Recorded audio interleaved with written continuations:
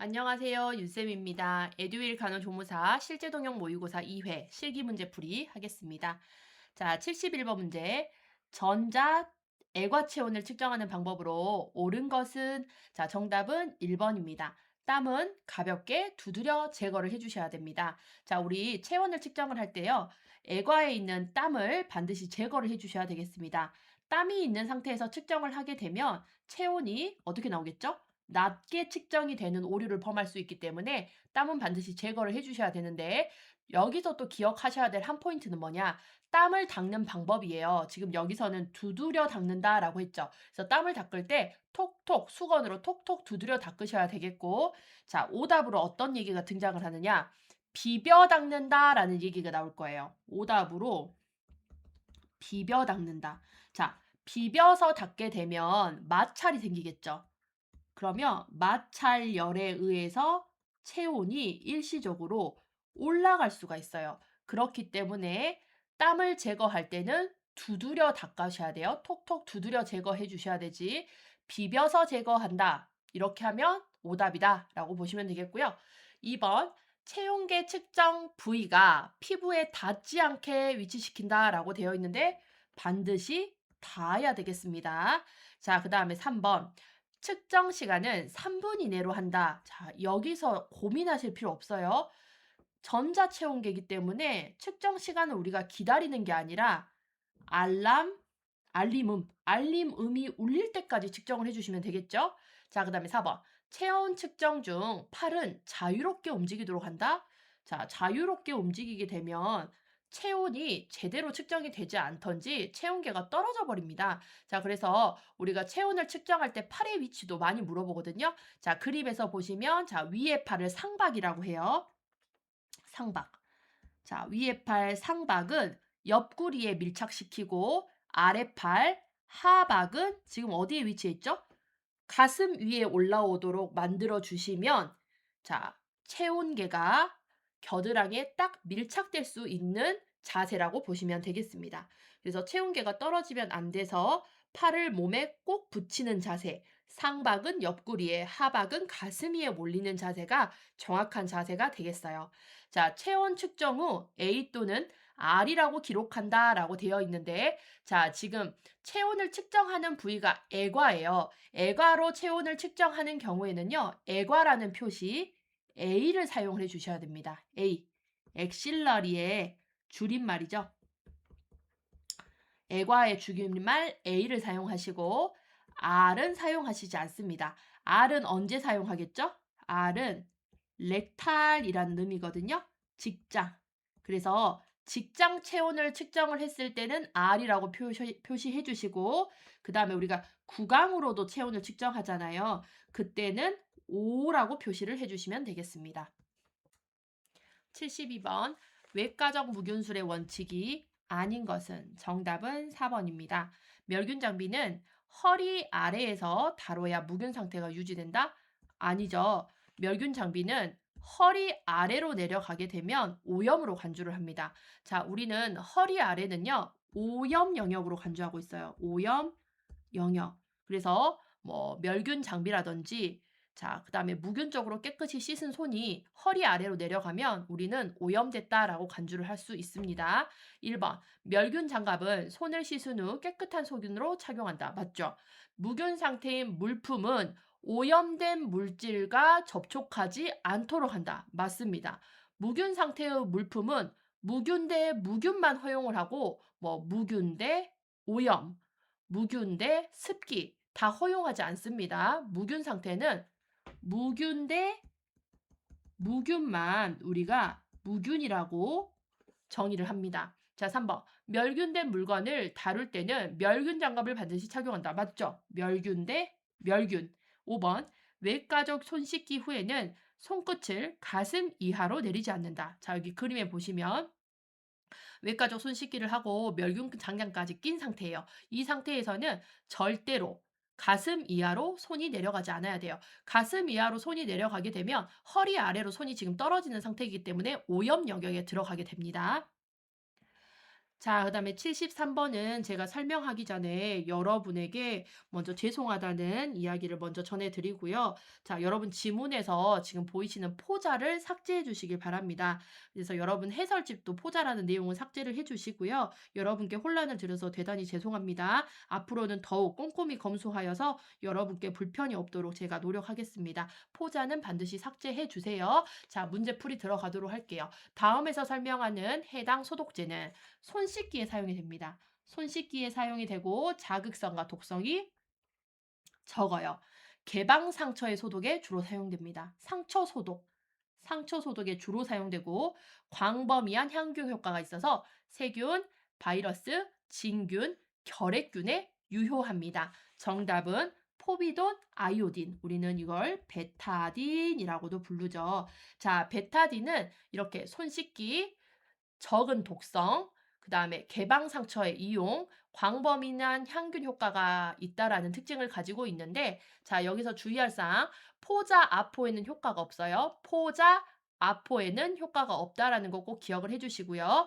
자, 수술 전 수술 부위를 소독할 때, 농성 분비물이 배출되는 감염 피부를 소독할 때, 열상, 찢어진 피부, 화상, 상처의 살균 소독에 이용되는 게 베타딘, 포비돈 아이오딘입니다.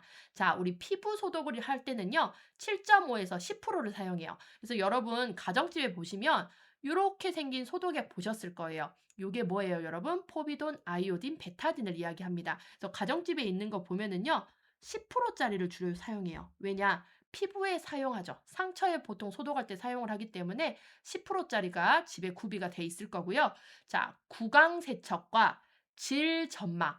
구강과 질은 굉장히 음, 연한 부위죠. 그리고 민감한 부위이기 때문에 농도가 짙은 거는 사용을 할 수가 없어요. 그래서 농도가 0.5에서 1%짜리 가장 약한 거를 사용한다라고 보시면 되겠습니다. 자, 그 다음에 제가 추가적으로 몇 개 더 설명드릴 거는 1번에 보시면 클로르헥시딘이라고 나와 있죠. 이게 2024년 상반기에 나왔거든요. 그래서 이 클로르헥시딘도 좀 알고 계셔야 되는데, 클로로헥시딘은 손과 점막 소독에 사용을 하고요. 결핵이라든지 바이러스, 포자 살균에는 효과가 없다라는 특징을 가지고 있습니다. 자, 그 다음에 2번에 아이소프로필 알코올, 알코올이라고 우리가 흔히 부르고요. 얘는 단점이 피부를 건조시켜요. 피부를 건조를 시킨다는 단점이 있고 보통 우리가 소독용으로는 70에서 75% 알코올을 사용을 합니다. 자, 그 다음에 2% 글루타르 알데히드. 2% 글루타르 알데히드는 농도가 굉장히 높은 거거든요. 그래서 고수준의 소독제로 포함이 되고 있고, 자, 그 다음에 과산화수소도 집에 있는 경우 굉장히 많아요. 과산화수소 H2O2라고 하는 과산화수소는 피부 표면 소독, 피부를 표면, 겉면을 소독하는 데 주로 사용하고, 개방성 상처 있죠. 완전히 열린 상처. 열린 상처에서는 사용을 절대 하시면 안 됩니다. 왜냐하면 이 과산화수소는 조직에 손상을 줄 수도 있기 때문에 열린 상처에는 사용하지는 않지만 그냥 가볍게 피부 겉면 표면을 소독할 때는 사용을 하는 게 과산화수소예요. 그래서 보통 집에 보시면 과산화수소랑 그 다음에 포비돈 아이오딘, 베타딘을 많이 구비해 두고 있으시죠. 응급약으로. 자, 그 다음에 74번 보겠습니다. 고압증기 멸균기로 멸균하기에 옳은 물품을 골라라 라고 되어 있죠. 정답은 3번 금속 수술 기구입니다. 자, 금속으로 된 기구는 열과 습기에 강해요. 열과 습기에 강한 제품이기 때문에 고압 증기 멸균기로 멸균을 할 수 있어요. 고압 증기 멸균기는 120도의 고온과 습열, 습기로 멸균을 하기 때문에 고온과 습기에 견딜 수 있는 물품들이 들어가는 겁니다. 아시겠죠? 자, 보시면 라텍스 장갑, 고무 장갑, 그다음에 플라스틱, 고무 튜브 같은 것들은 고온에 적용이 됐을 때 변형이 될 수도 있는 물품들이어서 절대적으로 들어가서는 안 되고요. 전자기기 부품 같은 경우는 굉장히 민감한 제품들이죠. 그래서 습기에 노출되면 망가질 수가 있기 때문에 들어갈 수가 없습니다. 그래서 고압증기 멸균기로 멸균할 수 있는 물품은 고압과 습기, 고온과 습기에 강한 물품이 멸균될 수 있다라는 거. 자, 그리고 우리 고압증기 멸균기의 장점은요, 여러분. 독성이 없어요. 그래서 가장 안전한 멸균법이에요. 가장 안전한 멸균법이면서 경제적이에요. 사용하는데 비용이 많이 들지 않아요. 그래서 가장 안전하고 가장 경제적인 멸균법이기 때문에 병원에서 좀 가장 많이 사용하는 멸균법이다라고 보시면 되겠고, 자, 이 멸균기에 또 들어가면 안 되는 제품들 몇 가지만 좀 보고 할게요. 기름 성분의 제품들.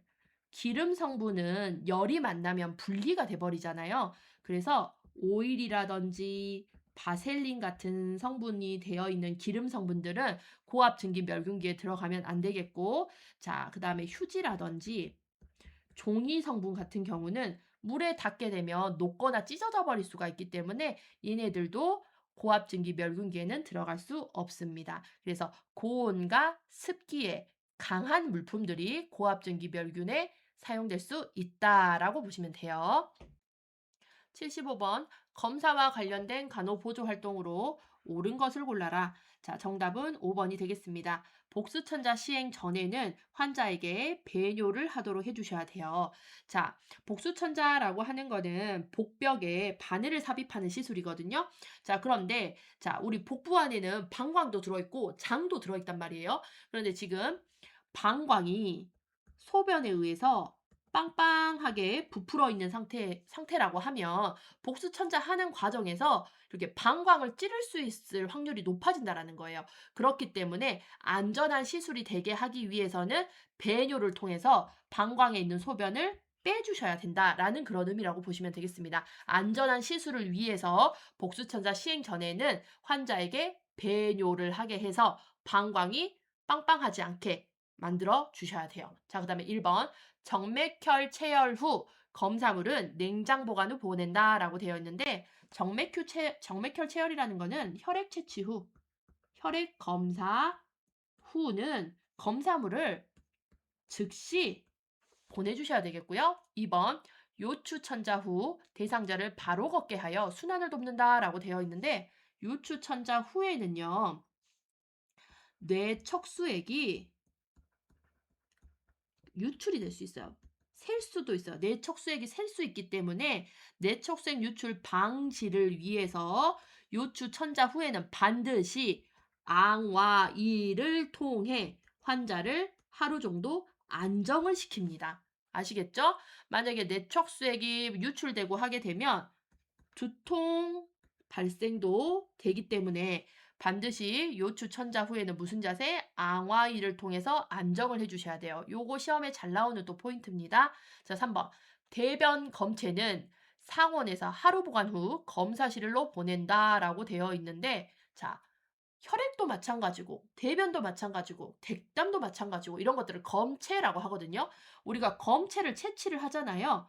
그러면 웬만하면 즉시 다 검사실로 보내주시는 게 맞아요. 뭐 보관했다 보낸다 이게 아니라 상황이 바로바로 되면 검체들은 채취 후에 바로 검사실로 보냅니다. 그래서 대변 검사도 바로 검사실로 보내는데 부득이한 상황 때문에 검사실로 보내지 못하는 상황이라고 하면은 어떻게 해야 되겠죠? 냉장 보관을 하는 거죠. 상온에서 하루 보관을 할 필요는 없고요. 검체를 채취하고 나서는 바로 검사실로 보내주시는데 바로 지금 보내는 상황이 못 된다고 하면 대변 검사는 냉장 보관했다가 검사실로 보냅니다. 부득이한 상황에서. 자, 그런데 여기서 주의사항.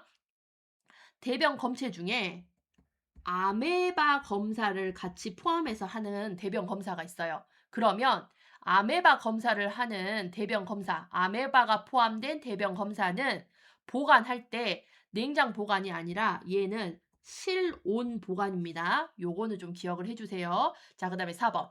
객당 검사는 점심 식사 후 깊은 기침으로 채취한다. 자, 객당 검사는요. 아침 식사 전이라든지 기상 직후에 채취하는 게 가장 좋습니다. 자, 그 다음 문제 76번 보도록 하겠습니다. 대전자 두루마리의 적용 위치로 옳은 것은 정답은 3번 엉덩이 옆 대전자 부위에 넣어 다리의 외회전을 방지합니다. 외회전 방지예요. 자, 그래서 그림에 보시면 자, 지금 환자가 누워 있어요. 보통 이렇게 무의식 환자라든지 마비가 진행된 환자분들 같은 경우에는 누워 있는 상황에서 요 발끝을 한번 보세요, 여러분. 다리가 이렇게 벌어집니다. 다리가 벌어진 상태가 유지가 되거든요. 그런데 이 상태로 장기적으로 오래 누워 있게 되면 나중에 의식을 회복하고 나서 스스로 걸으실 때 걸을 수가 없어요. 다리가 벌어져 버리는 상태, 고관절이 벌어져 버리는 상태이기 때문에 걷는데 보행장애가 발생할 수 있기 때문에 이런 것들을 미리미리 예방하기 위해서 여기 밑에 뭘 넣어줬죠? 대전자 두루마리를 넣어서 다리를 모아줍니다. 이렇게. 자, 그래서 요게 보시면 지금 다리가 벌어진 상태죠. 다리가 벌어진 상태. 외회전, 바깥으로 까꿍 하고 벌어져 있어요. 외회전을 방지해서 대전자 두루마리를 딱 대어주면 다리가 이렇게 다시 모아지는 상태가 돼요. 이렇게 되면 나중에 어떤 보행장애라든지 불구라든지 이런 것들을 예방을 할 수 있기 때문에 대전자 두루마리를 넣어줍니다. 자, 대전자 두루마리는 외회전을 방지하기 위해서요. 밖으로 까꿍 하고 벌어지는 거, 밖으로 다리가 벌어지는 거, 까꿍 하고 벌어지는 걸 방지하기 위해서다. 여기를 내회전을 방지하기 위해서라고 오답으로 많이 내는데 내회전 아니에요. 바깥으로 벌어지는 거를 방지하기 위해서 엉덩이 옆 대전자 부위에다가 뭘 집어넣어준다? 대전자 두루마리를 집어넣어준다. 그래서 위치 잘 기억하시고 외회전 잘 기억하세요. 자, 그 다음에 77번 보겠습니다.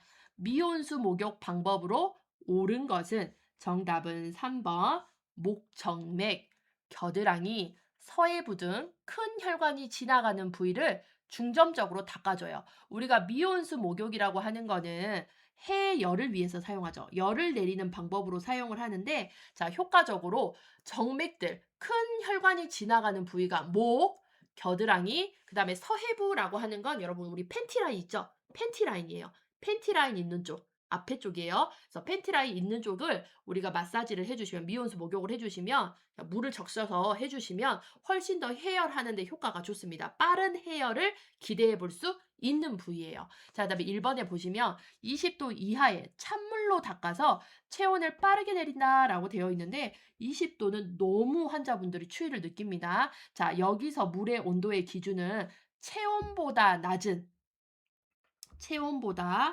낮은 30에서 33도 정도예요. 30도라고 기억을 하시면 되겠죠? 자, 2번. 복부를 강하게 문질러 순환을 자극한다. 우리 미온수 목욕에서는요, 복부는 절대적으로 마사지하지 않습니다. 복부는 제외가 됩니다. 그래서 우리 그런 말 있죠. 배는 항상 따뜻하게 해줘라 라는 말이 있는데 배가 차가워지게 되면 복통이라든지 설사가 유발이 될 수 있기 때문에 복부는 제외가 됩니다. 자, 그 다음에 항문부터 얼굴까지 위에서 아래 방향으로 닦는다라고 되어 있는데 여러분 항문은 아니에요. 자, 닦아주기는 닦아주는데 어떻게 닦아주느냐. 말초에서부터 손끝, 발끝이라고 보시면 돼요. 손끝이나 발끝에서 중앙으로 말단에서 중앙으로 그래서 아래에서 위죠. 그래서 순환을 증진합니다. 순환, 심장이 위에 있잖아요. 그래서 끝에 있는 혈액을 이게 발이라고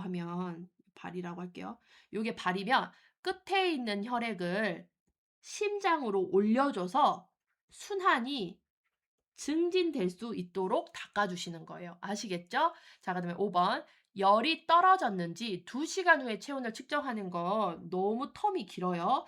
20에서 30분 텀으로 체온을 다시 측정을 해주셔야 되겠습니다. 자, 그 다음 78번. 침상에 누운 환자의 전신위생 간호, 침생 목욕 방법으로 옳은 것을 골라라. 정답은 3번이 되겠습니다. 배꼽을 중심으로 시계 방향. 시계 방향은 장 운동 방향이에요. 장 운동 방향으로 닦아주시면 장 운동이 촉진되어서 좋습니다.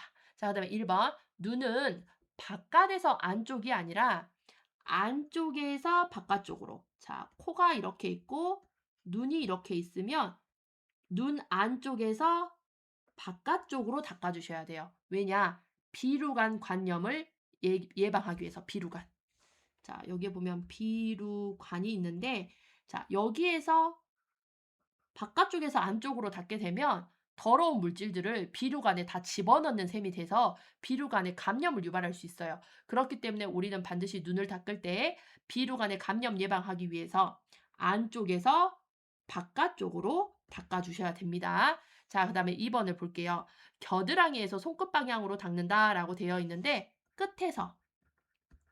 중심으로, 끝에서 중심으로 닦아서 정맥 순환을 증진시켜 주셔야 되겠어요. 자, 그 다음에 4번. 발톱을 자를 때는 둥글게가 아니라 일자로 잘라서 내성 발톱을 예방해 주셔야 되겠고, 5번.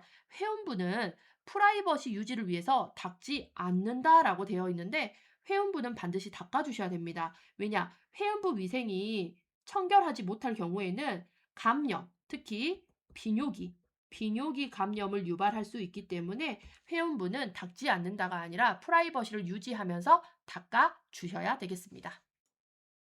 자, 79번. 전신 마취를 받은 복부 수술 환자가 병실로 돌아올 때 준비해야 하는 침상을 물어봤어요. 이 침상은 수술 후 침상이라고 이야기하겠고, 정답은 3번. 구토 시 구토물로 침구가 더러워지지 않도록 하기 위함입니다. 자, 그래서 우리 수술 후 침상은요, 수술 후 병실로 돌아오는 환자가 편안함을 느끼기 위해서 편안하게 눕도록 하기 위함과 오심과 구토로 인한 침상 오염을 예방하기 위함입니다. 그래서 특히 이 오심과 구토를 예방하기 위한 목적성이 시험에서 잘 나오고 있어요. 자, 준비물을 보시면 고무포 2장과 반혼이불 2장이 나와요. 자, 이 포인트가 또 시험에서 잘 나옵니다. 설명드릴게요. 자, 우리 일반 침상에서는 고무포가 한 장과 그 다음에 혼이불이 한 장이고 얘네들이 깔리는 위치는 어디서부터 어디까지 깔리죠? 어디서부터 어디까지 깔리는지도 여러분 알고 계셔야 돼요. 어깨에서부터 무릎으로 깔려요. 일반 침상에서는. 자, 그런데 수술 후 침상에서는 얘네들이 두 개가 되면서 나머지 하나는 어디에 깔린다? 머리에 깔립니다. 그 이유가 무엇이다? 머리에 깔리는 이유는 수술 후에는 오심과 구토로 인해서 침상이 오염되잖아요. 특히 머리 쪽에서 구토가 발생을 하죠. 얼굴 쪽에서. 그러면 위쪽에 오염을 막기 위해서 한 장과 한 장이 더 추가돼서 수술 후 침상은 고무포 2장과 반혼이불 2장이다. 고무포와 반혼이불은 항상 짝꿍이기 때문에 얘네들은 항상 붙어 다녀요. 고무포가 한 장이면 반혼이불도 한 장, 고무포가 2장이면 반혼이불도 2장, 고무포가 3장이면 반혼이불도 3장. 짝꿍처럼 항상 붙어 다닌다는 거 기억해 주시면 되겠습니다. 자, 그 다음에 그 외에도 뭐 준비물이 많은데 시험에서 잘 나오는 준비물 금식판. 수술하고 나서는 물도 바로 먹으면 안 되기 때문에 금식을 유지하라는 의미에서 금식판. 그다음에 구토할 수 있기 때문에 곡반 같은 것들이 준비가 된다라는 거 기억을 해 주시면 되겠습니다. 그래서 수술 후 침상에서는 환자의 편안함을 유지하고 오심과 구토로 인한 침상 오염을 예방하기 위해서 고무포 2장과 반혼이불이 2장이 더 추가되는 수술 후 침상을 만들어준다라고 보시면 돼요. 자, 그 다음에 4번에 여러분 동그라미 4번을 보시면 골절 부위를 정렬하는 데 도움되기 위함이다라고 하는 거는 무슨 침상이죠? 골절 침상이 되겠습니다. 자, 그 다음에 80번 보도록 할게요. 틀니 관리 방법으로 옳은 것을 골라라. 정답은 4번. 세정제와 전용 칫솔로 닦은 후 찬물에 보관해서 의치가 변형되는 것을 예방해 주셔야 되겠죠. 1번. 구강이 건조된 상태에서 끼우도록 한다. 건조된 상태에서 끼우게 되면 틀니 삽입이 잘 되지 않아요. 그래서 물에 적셔서 윤활한 상태에서 끼우셔야 되겠습니다. 2번. 따뜻한 물이나 끓는 물에 담가서 소독한다? 끓는 물에 담그면 어떻게 되겠죠? 의치가 변형이 되고요. 3번. 하루 종일 착용하고 취침 시에도 유지한다라고 되어 있는데 취침 시에는 어떻게 해야 돼요? 제거해 주셔야 돼요. 취침 시에는 제거해 줘서 구강 점막에 휴식을 좀 주셔야 됩니다. 계속해서 자극이 되게 되면 그 자극으로 인해서 감염이라든지 염증이라든지 이런 것들이 진행이 될 수 있거든요, 잇몸이. 그렇기 때문에 취침 시에는 반드시 제거를 해서 구강 점막, 잇몸이 좀 쉬게 해 주셔야 돼요. 자, 그다음에 5 번. 마른 천에 싸서 직사광선이 닿지 않는 곳에 보관한다. 자, 마른 천에 싸게 되면 틀니가 건조하게 되면서 변형이 유발이 되죠. 그래서 우리 틀니 의치는 항상 물에 담가서 보관을 합니다. 자, 그 물은 찬물이라든지 미온수에 담근다. 자, 그다음 81번. 무의식 상태의 대상자에게 특수 구강 간호를 시행할 때 간호보조 방법으로. 자, 중요한 건 무의식 상태입니다. 자, 그럼 정답은 5번이죠. 과산화수소는 반드시 희석해서 사용하고 입안에 남아있지 않도록 한다. 자, 과산화수소는 사용을 할 때 희석을 하는데 몇 대 몇으로 희석을 하죠? 4대 1이에요. 4가 물이고 1이 과산화수소입니다. 그래서 이렇게 희석해서 사용을 해야지만 자극이 덜하고요. 자, 입안에 남아있게 되면 흡인을 유발할 수가 있기 때문에 흡인과 자극을 덜어내기 위해서 입에 남아있지 않도록 닦아내셔야 되겠습니다. 1번. 입안을 헹군 후 물기가 남아있더라도 자연 건조되도록 놔둔다? 아니죠. 반드시 물기는 제거를 해주셔서 흡인을 예방해 주셔야 돼요. 2번. 침상 머리를 낮추고 머리를 뒤로 젖혀 간호하는 것이 아니라 침상 머리는 높여주고 머리는 옆으로 돌려주셔서 어떻게 해야 돼요? 구강 흡인을 예방을 해주셔야 되겠죠. 3번. 혀는 민감하기 때문에 닿지 않는다라고 되어 있는데 반드시 혀의 간호도 진행을 해주셔야 돼요. 특히 뭐 혀에 백태라든지 혀에 남아있는 것들이 있게 되면 심각한 구취의 원인이 됩니다. 자, 4번. 흡인 방지를 위해 구강 세정제는 한 번에 많이 사용한다라고 되어 있는데 현재는 무의식 환자예요. 그래서 많이 사용하는 게 아니라 소량씩 자주로 나눠서 사용을 하셔야 되겠습니다. 자, 그다음에 82번. 위관 영양을 시행한 후 대상자에게 취해야 할 자세로 옳은 것은 자, 영양, 식사를 했다라는 뜻이에요. 식사 후의 자세라고 생각하시면 돼요. 정답은 4번. 상체를 30에서 45도 올린 상태로 유지를 해줘서 역류라든지 흡인을 예방하고 소화도 잘 될 수 있는 자세를 만들어 주셔야 되겠죠. 자, 그다음에 83번. 관장 시 대상자에게 취하게 할 자세로 옳은 것을 골라라라고 되어 있습니다. 답은 3번이죠. 왼쪽으로 돌려 누운 후 오른쪽 다리를 구부려 준 자세. 이거 뭐예요? 심즈체이죠, 심즈체이. 심즈체위라고도 하고 심스체위라고도 합니다. 이렇게 우리가 관장을 할 때 특히 왼쪽 좌심스를 해주거든요. 좌심즈체위를 해주게 되면 어떻게 돼요?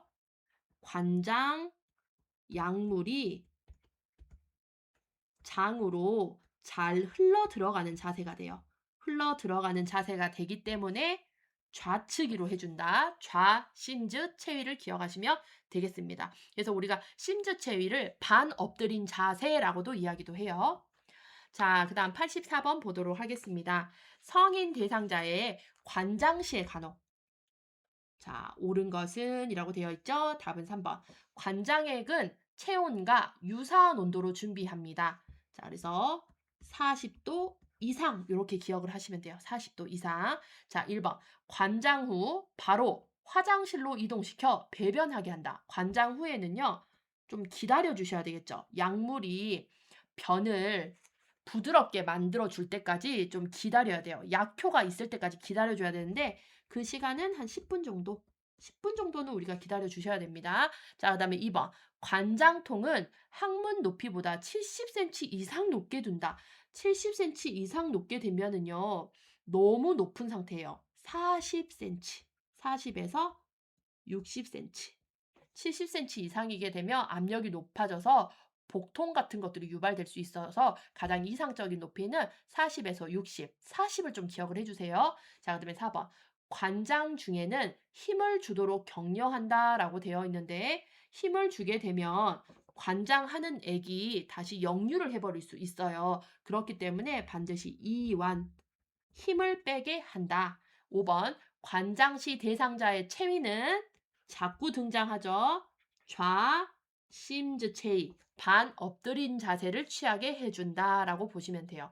특히 이런 문제들은 숫자 단위에서 여러분들이 많이 헷갈려 하시거든요. 자, 관장시 보면 40, 40. 요 40의 키워드를 좀 기억을 해주세요.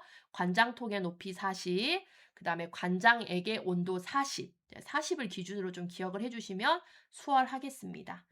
자, 그 다음에 85번 보도록 하겠습니다.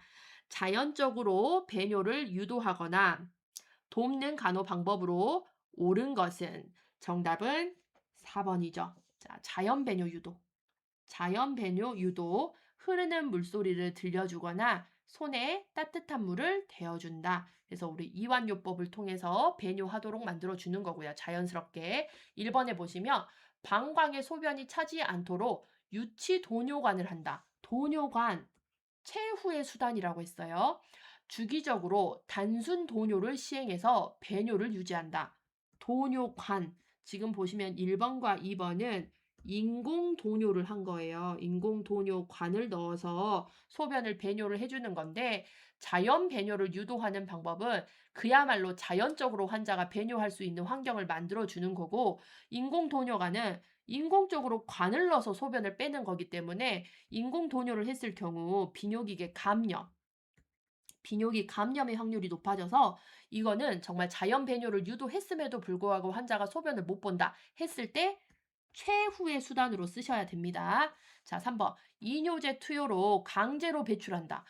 이뇨제도요. 인공적인 방법을 쓰는 거죠. 약을 쓰는 거기 때문에 이뇨제도 해당이 되지 않습니다. 그리고 이뇨제 같은 것들을 쓰게 되게 되면 결론은 신장 기능이 망가지는 그런 부작용도 발생을 할 수가 있어요. 자, 5번. 수분 섭취를 제한하여 배뇨량을 조절한다. 수분 섭취는 권장해 주셔야 됩니다. 권장. 수분 섭취를 충분하게 권장해야 된다가 되겠습니다. 86번 도뇨관이 올바르게 삽입되었는지 확인하는 방법은 정답 3번이죠.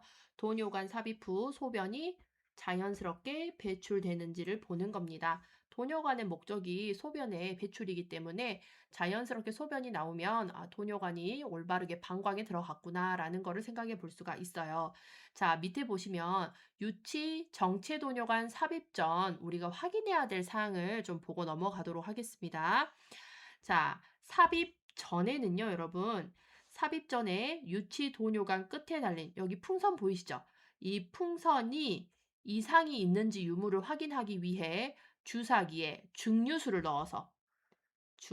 넣어 풍선을 부풀려 본 후 다시 빼놓습니다. 그러니까 삽입 전에 풍선에 작동 유무를 확인하셔라 라는 거예요. 이상 유무. 자, 무엇을 넣어서? 중류수를 넣어서.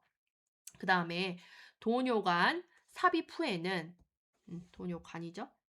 도뇨관 삽입 후에는 소변이 나오는 것을 확인 후에 주사기에 담은 중류수로 도뇨관 끝에 풍선을 부풀려 도뇨관이 빠지지 않도록 고정해야 돼요. 그래서 이 풍선은 자, 지금 여기가 방광이거든요. 방광이고 지금 소변이 있으면 자, 이 도뇨관은 결론은 방광에 들어가서 고정이 돼야 되는데 고정을 할 때 어떻게 고정을 한다? 풍선을 부풀려서 카테터에 풍선을 부풀려서 고정을 하는 거예요. 그러니까 어떻게 보면은 방광에 고정시키는 잠금 장치가 풍선이라는 거죠. 그래서 이 풍선은 삽입하기 전에 풍선, 잠금 장치가 제대로 작동하는지 유무를 미리미리 확인을 해야 되겠고 삽입 전에는 삽입한 후에는 소변이 잘 나오는 것을 확인했으면 방광에 고정시키기 위해서 풍선을 만들어야 된다. 풍선을 부풀려 줘야 된다라는 건데 이 풍선을 부풀릴 때 사용하는 액은 중류수가 된다라는 거 꼭 기억을 하시면 돼요. 중류수 사용하셔야 되지 생리식염수를 사용하지 않습니다. 식염수는 풍선을 삭힐 수가 있어요. 풍선이 구멍 나게 하거나 풍선을 오염시킬 수가 있기 때문에 생리식염수는 사용하지 않고 증류수만 사용한다라는 거 좀 기억을 해 주세요. 자, 그래서 보시면 도뇨관 삽입 후 풍선을 먼저 부풀려 확인한다라고 되어 있는데 도뇨관을 삽입 후에 소변이 나오는 것을 확인하잖아요. 소변 나오는 걸 확인하면 거기서 조금 더 도뇨관을 집어넣은 다음에 풍선을 부풀려 주셔야 되겠습니다. 아시겠죠? 그래서 풍선을 부풀릴 때 사용하는 액은 증류수라는 것도 같이 좀 기억을 해 주세요.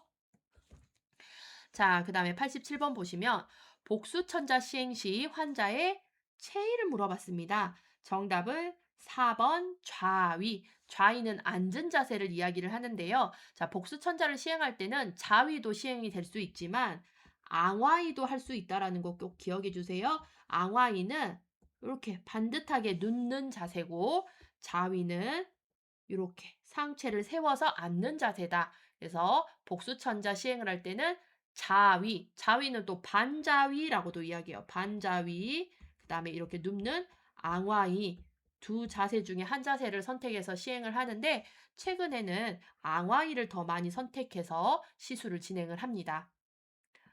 자, 그 다음에 88번 문제 보시면 관절이 움직여서 근육의 길이는 변하지만 근육에 걸리는 힘은 변하지 않아 수영, 조깅, 자전거 타기 등이 포함되는 운동. 여기서 핵심 키워드는 뭐죠?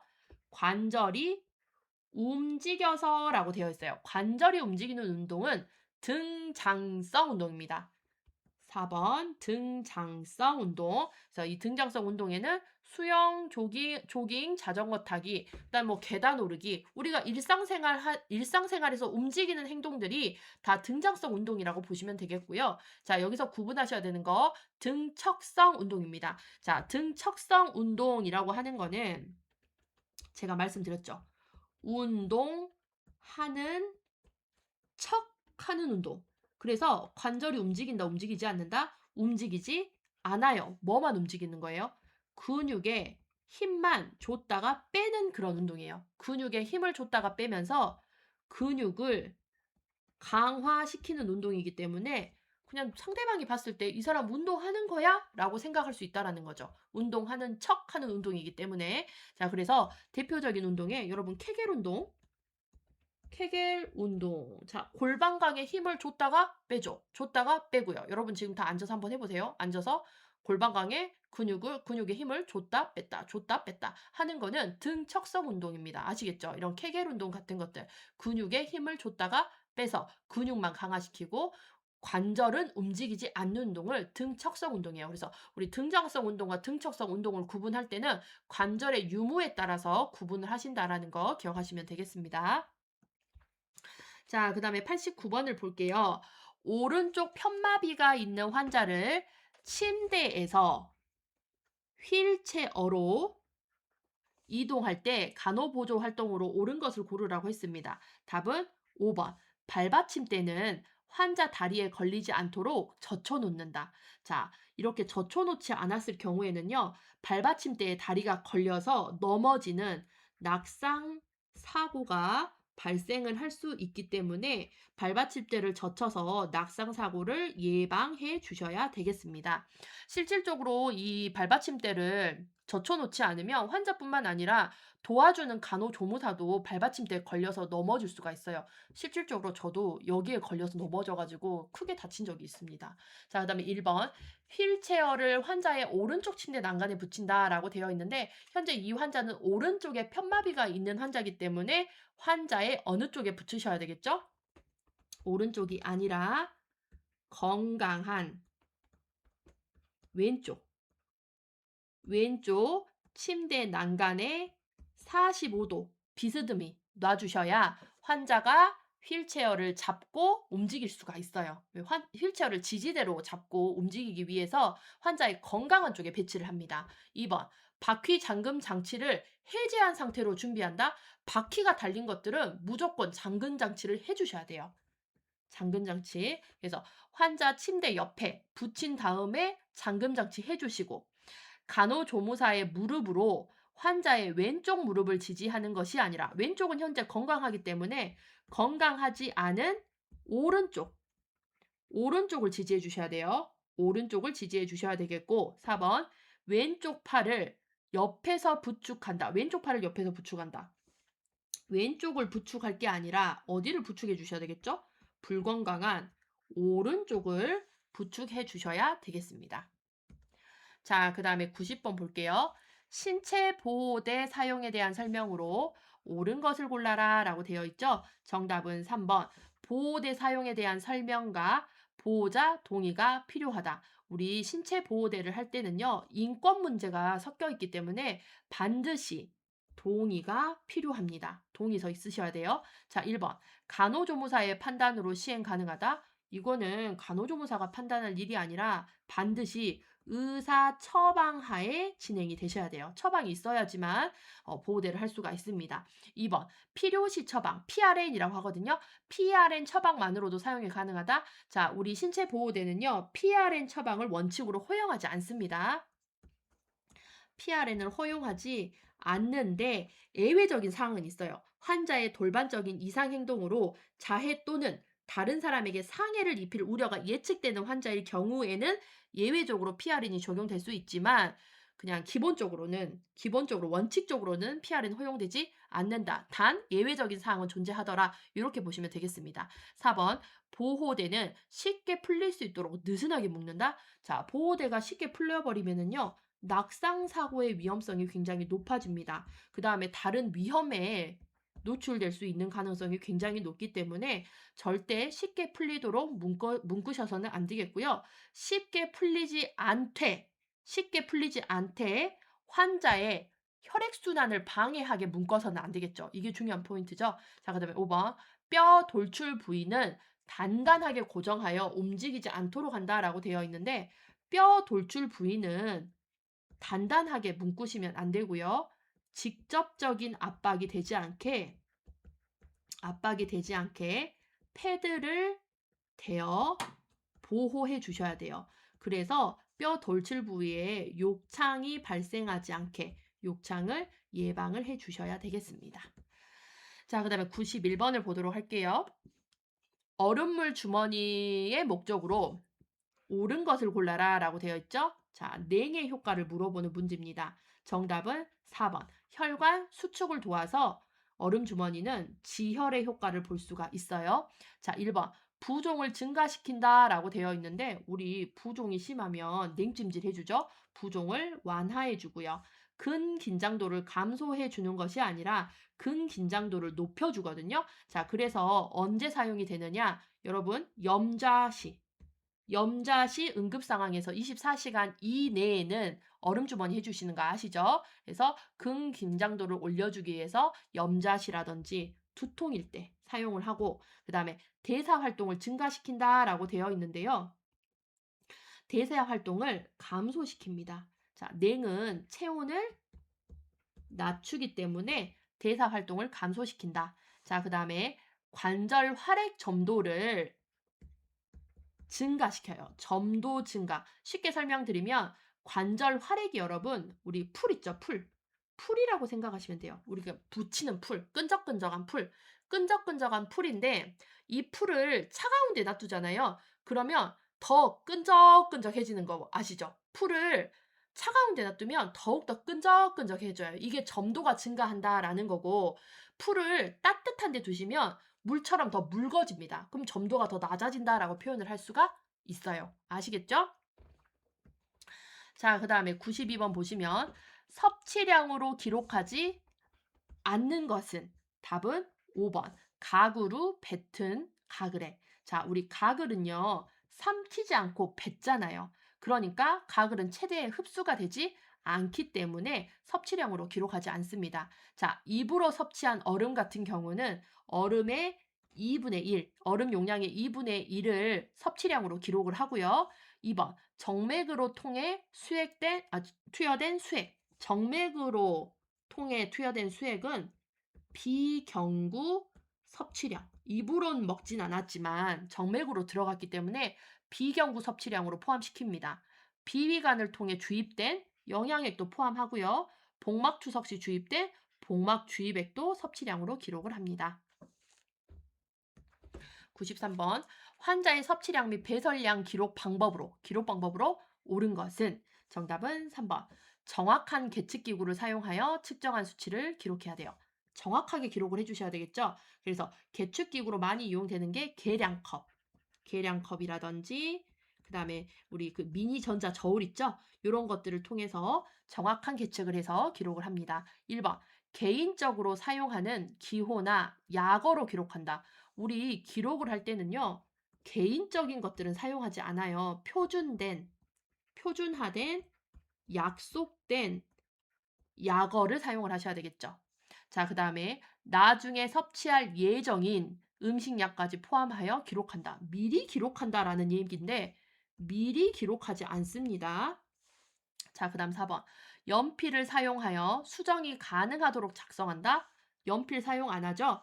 기록을 할 때는 볼펜을 사용을 해주셔야 되겠고요. 펜 사용. 자, 관찰자의 경험에 따라 예상하여 기록한다라고 되어 있는데 우리가 기록이라고 하는 거는요. 실제적인 것만 기록을 해요. 실제, 측정치를 기록을 하셔야 되지 예상을 한다든지 예정인 것들 이런 것들을 미리미리 기록하시는 거는 잘못된 방법입니다. 94번 청골 부위에 발적이 있는 환자의 간호로 옳은 것은 이라고 되어 있습니다. 정답은 5번이죠. 수분 섭취를 권장하고 고단백 식이를 제공을 하시면 조직 회복과 피부 재생을 도울 수 있어요. 특히 고단백 식이 중요하죠. 자, 1번 6시간 간격으로 체위를 변경한다? 아니에요. 2시간 간격으로 체위는 변경을 해주셔야 되겠습니다. 자, 2번 피부를 청결하게 하고 습한 상태를 유지한다. 습한 상태를 유지하시면 안 되겠고요. 습기는 제거를 해주시고 건조하지 않게 보습을 해주셔야 되겠습니다. 3번 활동을 줄이고 운동을 제한한다라고 되어 있는데 운동을 통하여 혈액순환을 촉진을 해주면 순환이 증진되면서 상처 회복에도 도움을 줍니다. 자, 순환이 잘 되면 혈액순환이 잘 되면 자, 혈액에 산소와 풍부한 영양소가 상처 부위까지 잘 가게 되는 거예요. 그래서 상처를 치유해주는 그런 효과를 볼 수가 있죠. 4번, 상체를 30도 각도로 올려 앉은 자세를 유지한다. 자, 천골은요, 우리가 딱 앉았을 때 그 대이는 부위 있죠. 의자에 닿이는 부위. 거기가 천골이에요. 그러니까 엉덩이 부위라고 생각을 하시면 되는데, 자, 지금 천골 부위에 발적이 있을 때 계속해서 앉혀주시면 그 부위를 자극을 하는 셈이 되기 때문에 청골 부위에 압력이 가하지 않는 자세가 좋습니다. 그렇기 때문에 측이라든지 뭐 아니면 복이라든지 이런 것들을 취해 주셔야 돼요. 자, 그 다음에 95번 그림 문제 보도록 하겠습니다. 왼쪽 편마비 환자가 지팡이를 이용해 계단을 내려갈 때의 보행 방법을 물어봤어요. 자, 우리 계단을 내려갈 때는요. 지팡이, 마비된 다리, 건강 다리술이에요. 지, 마, 건을 기억을 해주셔야 되겠고, 자, 이런 문제가 나오면 옆에다 좀 써보세요. 왼쪽 편마비가 있는 환자이기 때문에 환자가 지팡이는 어느 손에 집어야 되겠죠? 환자가 지팡이는 오른손, 오른손에 지팡이를 짚고 있어야 되겠고, 조무사의 위치는 오른손이 아닌 왼쪽, 오른손에 현재 지팡이를 짚고 있기 때문에 지팡이의 이동을 조무사가 방해를 하면 안 되잖아요. 그러니까 조무사는 왼쪽에 쓰셔야 됩니다. 그 다음에 지, 마, 건의 순서로 진행을 하는 거죠. 자, 그러면 이 화면에다가 여러분 그 문제에다가 오른쪽, 왼쪽, 여기도 오른쪽, 왼쪽 이렇게 써주시면 돼요. 자, 그러면 환자가 지팡이를 오른손에 짚고 있는 거, 이 그림이죠. 오른손에 짚고 있고 조무사는 왼쪽에 서 있는 그림, 요거예요. 왼쪽, 오른쪽. 위에 그림은 아니죠. 자, 왼쪽, 이것도 아니에요. 얘는 맞아요. 왼쪽, 조무사 오른쪽. 1번도 아니에요. 그러면 2번과 4번 중에 골라주셔야 되는데 자, 이게 다 맞죠? 그러면 발 모양도 볼게요. 발 모양도 동일합니다. 자, 그러면 이때 간호조무사는 어떻게 있어야 되느냐? 간호조무사는 환자의 지팡이 쥐지 않은 쪽 환측에 쓰셔서 겨드랑이 또는 허리와 겨드랑이를 지지해 주셔야 돼요. 그럼 답은 4번이 되겠습니다. 그래서 이런 이동 시의 문제를 푸실 때는요. 차분하게 여러분이 알고 있는 거를 이렇게 시험지에다가 쭉 나열을 해보세요. 나열 후에 여기 나열했던 거와 비슷한 거를 찾아 나가시면 실수 없이 문제를 풀 수 있습니다. 자, 그래서 보시면 계단을 내려갈 때는 지, 마, 건. 계단을 오를 때는 지, 건, 마. 순서 기억하셔야 되겠죠? 자, 계단을 내려갈 때나 평지는 지, 마, 건. 오를 때에는 지, 건, 마를 기억해 주시고 보조자의 위치, 지팡이를 쥐지 않은 쪽 옆, 그 다음에 지지를 해주실 때는 겨드랑이를 지지하거나 또는 허리와 겨드랑이를 지지해야 된다를 생각하시면 돼요. 자, 그래서 환자는 건강한 쪽에 지금 오른쪽에 지팡이를 쥐고 있고 조무사는 지팡이를 쥐지 않은 왼쪽에서 환자를 보조를 하면서 겨드랑이 또는 허리를 지금 지지하고 있는 모습이고요. 자, 지팡이가 먼저 내려왔네요. 지팡이 먼저 내려오고 그 다음에 마비 다리인 왼쪽 다리 내려왔습니다. 마비 다리. 그 다음 마지막에 오른쪽 다리가 내려온 모습. 정답은 4번이 되겠습니다. 자, 그 다음 96번 문제를 볼게요. 진압력이 저하된 혼돈 상태의 환자나 진정제를 투여한 환자가 낙상을 예방하기 위해 사용해야 되는 적절한 보호대를 물어봤어요. 정답은 1번이 되겠습니다. 자, 1번은 우리가 재킷 보호대라고 자켓 보호대라고 이야기를 하면서 자, 이거를 착용을 할 때는 맨살에 착용하시면 안 돼요. 맨살에 착용하시면 안 되고 옷을 입은 상태에서 자켓 보호대를 착용을 해주셔야 됩니다. 자, 이렇게 양 사이드 끈은 침대 프레임에 고정하셔야 되고요. 프레임에 고정. 어디에 고정하면 안 되죠? 난간, 사이드 레일에 고정을 하시는 게 아니라 프레임, 고정된 곳에다가 고정해 주셔야 돼요. 프레임에 고정을 하시고 그 다음에 재킷 보호대 같은 경우를 했을 때는 환자의 순환 상태라든지 이런 것들을 또 면밀하게 잘 관찰을 해주셔야 되는 부분입니다. 자, 2번 같은 경우는 뭐 특별히 보호대라고는 볼 수 없겠고요. 1번은 장갑 보호대. 그 다음에 4번은 주관절, 우리 팔꿈치 보호대, 5번은 손목 보호대가 되겠습니다. 자, 그 다음에 97번을 보시면 수술 전 환자에게 교육을 실시하는 목적으로 옳은 것을 골라라 라고 되어 있죠. 정답은 4번 수술 후 기도 유지 및 호흡기 합병증을 예방하기 위해서. 특히 수술 전에 우리 환자에게 교육하는 목적은 이 호흡기 합병증 예방이 가장 크다라고 보시면 되는데요. 자, 밑에 보시면 수술 전에는 수술 후 발생할 수 있는 폐합병증, 무기폐, 폐렴 등을 예방하기 위해 기침하는 방법, 심호흡하는 방법, 체위 변경 방법 등을 교육하는 것이 가장 중요합니다. 특히 폐합병증 예방이 중요하다라고 보시면 되겠고요. 98번 산소 마스크에 대한 간호로 옳은 것은 자, 정답은 4번이 되겠습니다. 귀 뒤나 뼈 돌출 부위에 패드를 대어줍니다. 자, 지금 여기 그림에 보이시는 거는 산소 마스크는 아니에요. 자, 그래서 지금 이 패드를 보여드리기 위해서 가져온 그림이고요. 자, 여기 산소 줄이 고정이 귀 뒤쪽으로 해서 넘어가거든요. 이렇게 계속해서 귀 뒤에가 자극이 되게 되면 피부에 피부의 손상, 그러니까 욕창이 발생을 할 수도 있어요. 그렇기 때문에 이런 식으로 패드를 대어주어서 피부 손상이라든지 욕창을 예방해 주기 위해 귀 뒤나 뼈 돌출 부에는 패드를 대어준다라는 예시를 보여드리기 위해서 가져온 그림입니다. 얘는 비강 캐뉼러를 지금 하고 있는 모습이에요. 산소 마스크 아니에요. 자, 1번에 볼게요. 마스크를 환자의 턱에서 코 방향이 아니라 코에서 턱 방향, 위에서 아래 방향으로 씌워주시고요. 자, 산소 마스크는 산소를 공급하는 거기 때문에 환자 자세는 앙화위를 취해주기보다는 자, 상체를 조금 더 위로 올려주는 자세 또는 반좌위, 이거 우리 조금 더 멋진 말로 파울러 체위를 취해주시면 찌그러져 있던 폐가 확장이 되면서 호흡하기 더 수월한 자세가 되겠습니다. 자, 3번 2에서 6리터분 산소를 제공한다 라고 되어 있는데 2에서 6리터분 산소는 비강 캐뉼라에 해당이 되고요.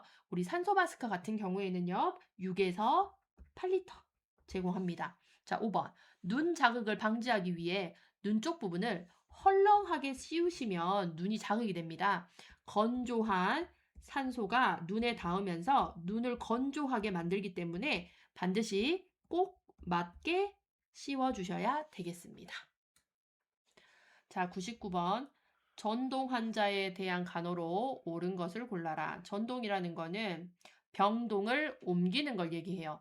쉽게 말하면 내과 병동에 있었던 환자를 외과 병동으로 전도한다라고 이야기하고 A 병동에 있었던 사람을 B 병동으로 전동한다라고 이야기를 합니다.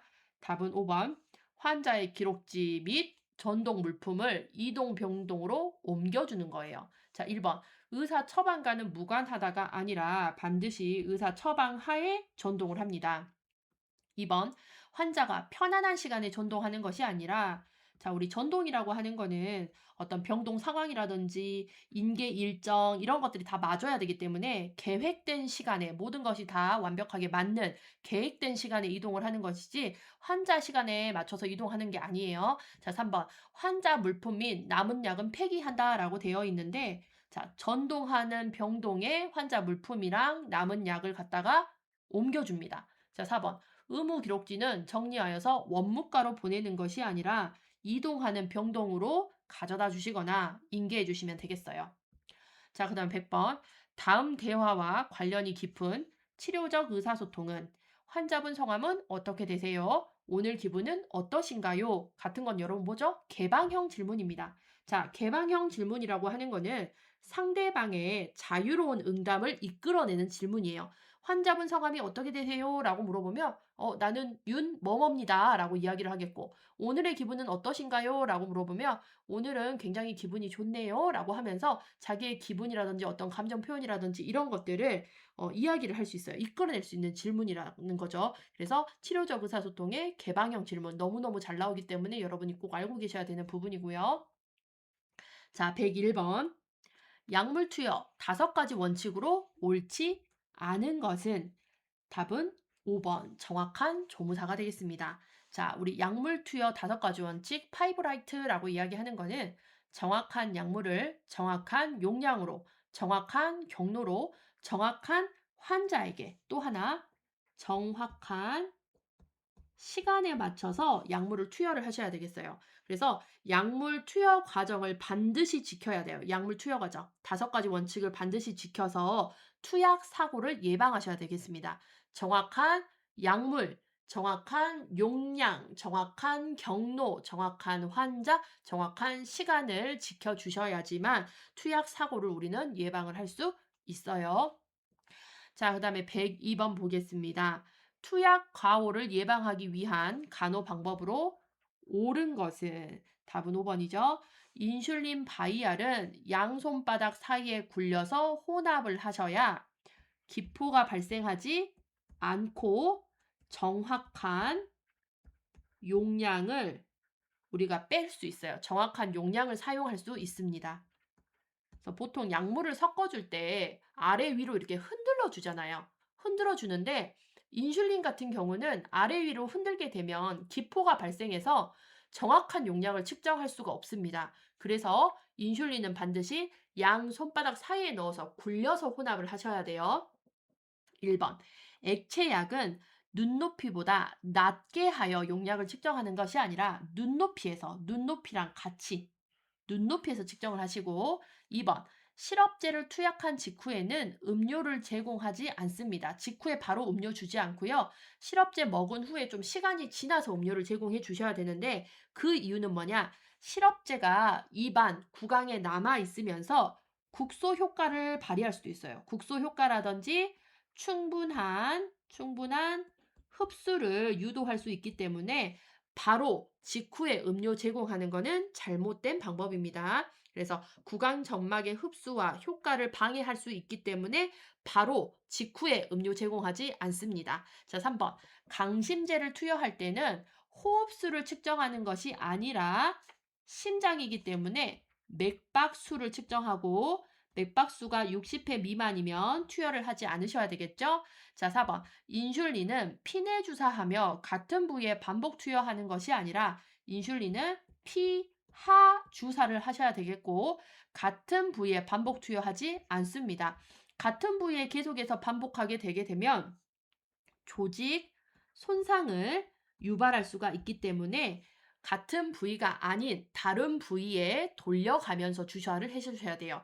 만약에 첫 번째 복부에 주사를 했다고 하면 그 다음에는 허벅지 이런 식으로 부위를 돌려가면서 사용을 해 주셔야 조직 손상을 예방할 수 있습니다. 자, 그다음에 103번 투베르클린 반응 검사. 이거는 결핵 반응 검사고요.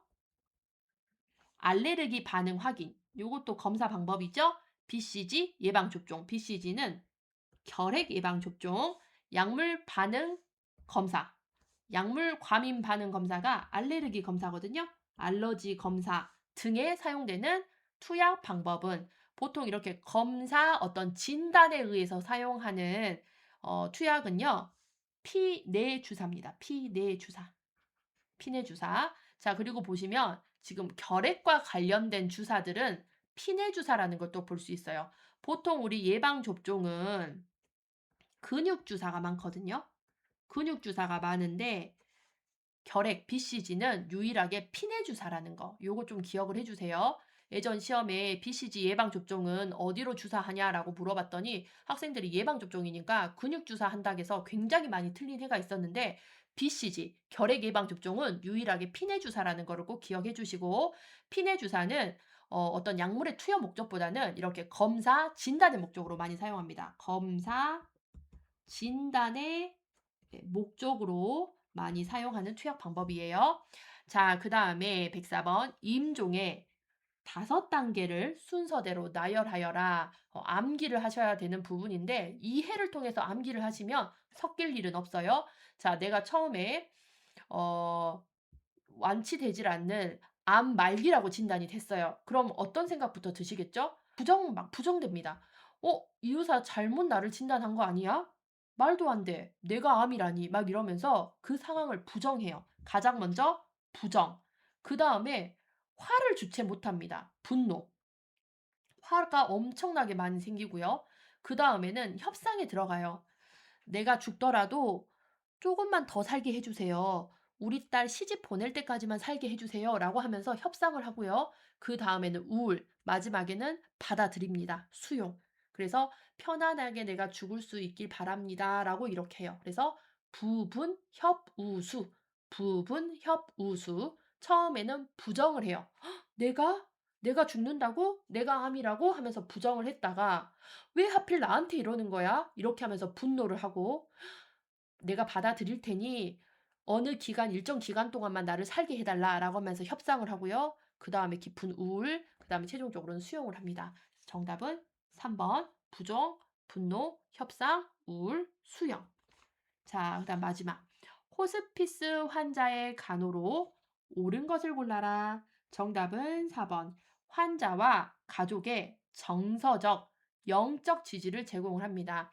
호스피스는 환자 가족뿐만 아니라 가족의 지지도 같이 해준다라는 거를 좀 기억을 해주셔야 되겠고 1번에 보시면 환자에게 완치를 위한 적극적인 치료를 권장한다라고 되어 있는데 호스피스의 목적 자체가 완치의 목적이 아니라는 거 아시죠? 그 적극적인 치료는 하지 않습니다. 완치의 목표보다는 증상 완화, 증상을 완화하고 통증을 경감시켜주고 안위를 증진하는 게 호스피스의 목적이에요. 2번, 통증을 참고 견디도록 하는 게 아니라 통증에 대해